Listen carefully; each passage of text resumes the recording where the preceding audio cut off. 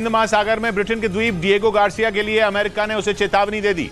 बताया जा रहा है कि इस द्वीप को ब्रिटेन मॉरिशस को सौंपना चाहता है, लेकिन अमेरिका का कहना है कि मॉरिशस कर्ज में डूबा है। ऐसे में चीन मॉरिशस पर दबाव बनाकर इस द्वीप पर अपना कब्जा जमा सकता है और यही वजह रही कि डिएगो गार्सिया द्वीप के लिए ब्रिटेन और अमेरिका के बीच तनाव बढ़ गया। ये द्वीप भारत के कन्याकुमारी से करीब 1800 किलोमीटर दूर हिंद महासागर में है, जिसे ब्रिटेन ने मॉरिशस को देने की पेशकश कर दी, जिससे अमेरिका को डर सताने लगा। ऐसा इसलिए क्योंकि पिछले 1 साल तक मॉरिशस पर 14 लाख करोड़ रुपए का कर्ज था, जबकि कुछ साल पहले ही चीन ने मॉरिशस को दिए कर्ज की बड़ी रकम को माफ कर दिया था और तब से ही चीन इस द्वीप पर कब्जे की फिराक में है।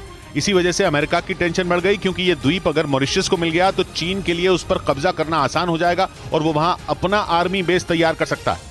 उधर कर्नाटक के स्कूलों की टेक्स्ट बुक में आरएसएस संस्थापक केशव बलिराम हेडगेवार की जीवनी के मुद्दे पर कर्नाटक सरकार और बीजेपी आमने सामने आ गए, क्योंकि कर्नाटक सरकार हेडगेवार की जीवनी को टेक्स्ट बुक से हटाने के बारे में सोच रही है, जिसका संकेत कुछ दिन पहले कांग्रेस एमएलसी बीके हरिप्रसाद ने दिया था।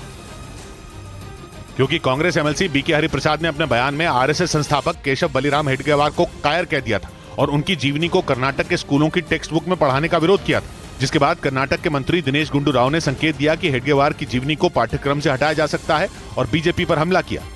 Try to infuse their ideological issues into textbooks. ये बात सुनकर बीजेपी भड़क गई।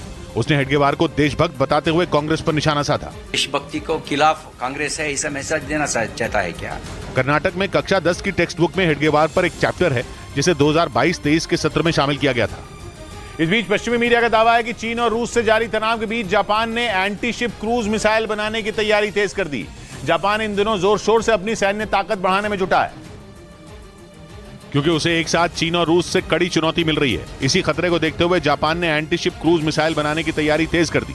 पश्चिमी मीडिया के मुताबिक जापान की इस मिसाइल की रेंज 2000 किलोमीटर होगी। जापान को इस तरह की खतरनाक मिसाइल की जरूरत इसलिए भी है क्योंकि चीन और रूस लगातार उसके लिए बड़ा खतरा बनते जा रहे हैं, क्योंकि चीन और जापान के बीच लंबे वक्त से कुछ द्वीपों को लेकर विवाद है। वहीं रूस भी चीन के साथ खड़ा है। एक दिन पहले ही ये खबर सामने आई थी कि चीन के जंगी जहाज उसकी सीमा में घुस गए। इससे पहले चीन और रूस ने मिलकर पूर्वी चीन सागर में युद्ध का अभ्यास कर जापान को डराने की कोशिश की थी। इधर दक्षिण पश्चिम चीन के उनान प्रांत में बेहिसाब बारिश के बाद आई बाढ़ ने लोगों की मुश्किलें बढ़ा दी। रिहायशी इलाकों में सैलाब आ गया। लोगों को घरों से बाहर निकालने के लिए रेस्क्यू ऑपरेशन में जुटी टीम को कड़ी मशक्कत करनी पड़ी, क्योंकि वहां लगातार हो रही बारिश के बाद बाढ़ से हालात बेकाबू हो गए। कई लोग बेघर हो गए, जबकि कई लोग बाढ़ में फंस गए। इस बीच रेस्क्यू टीम कई इलाकों में लोगों को बचाने की कोशिश में जुटी नजर आई। बाढ़ग्रस्त इलाकों से लोगों को बाहर निकाला गया और नाव की मदद से उन्हें सुरक्षित जगह पहुंचाया गया। पानी का बहाव इतना ज्यादा था कि सड़कें और मैदान का दूर दूर तक अंदाजा लगा पाना मुश्किल था। गाड़ियां आधी से ज्यादा पानी में डूब गईं। रेस्क्यू टीम ने कड़ी मशक्कत के बाद लोगों को गाड़ियों से बाहर निकाला। कई इलाकों में इतना पानी भर गया कि कई इमारतें कई फीट तक पानी में डूब गईं।